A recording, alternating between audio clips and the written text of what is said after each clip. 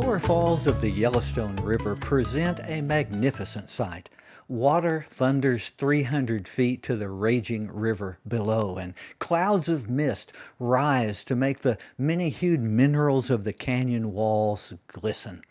Magnificent pine trees cover some of the canyon sides, separated by gashes of exposed rock where slides have stripped the vegetation.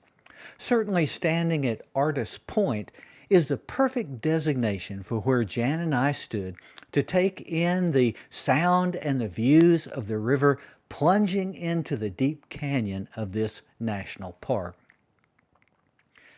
I noticed an unusual tree just a few feet away from where we stood on this scenic outlook. A medium-sized lodgepole pine had rooted itself in the rocks.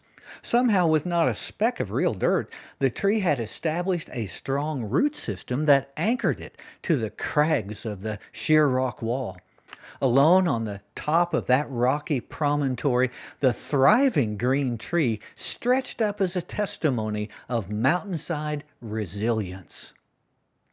I learned later that this type of pine tree thrives in the type of inhospitable setting that I saw it there that day. In rocky hillsides or in burned-out forests, the Pinus contorta makes a home in the hard places. The secret of the lodgepole pine is its adaptability. Infertile soils or blackened meadows are no problems for the determined and extensive root system. Rather than fighting the rocky terrain, the roots work their way through the smallest cracks in order to anchor firmly against the wind and weather. Varied weather patterns don't hinder the growth of this sturdy tree that loves open spaces where others won't or haven't grown.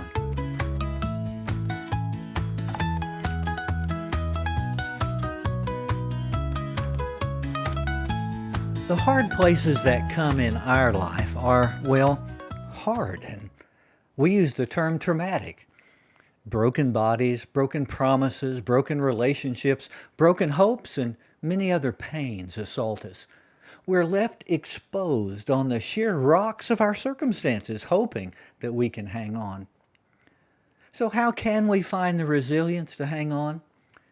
Deep roots of intentional care for mind and body give the foundation. Strong connections with trusted partners enable us to adapt realistically to our situation. Engaging our energy in service to others enriches the fibers of our being. And reaching up towards the sunshine of hope with spiritual practice fulfills and fuels our resolve. It's true that the soil of our current life may not be the best, but when we practice our resilience, we can be beautiful to the artist and to the world around us. Thank you for joining me for this episode of Tracks for the Journey. You can find more resources and subscribe to my newsletter at tracksforthejourney.com. Keep going on your journey to well-being.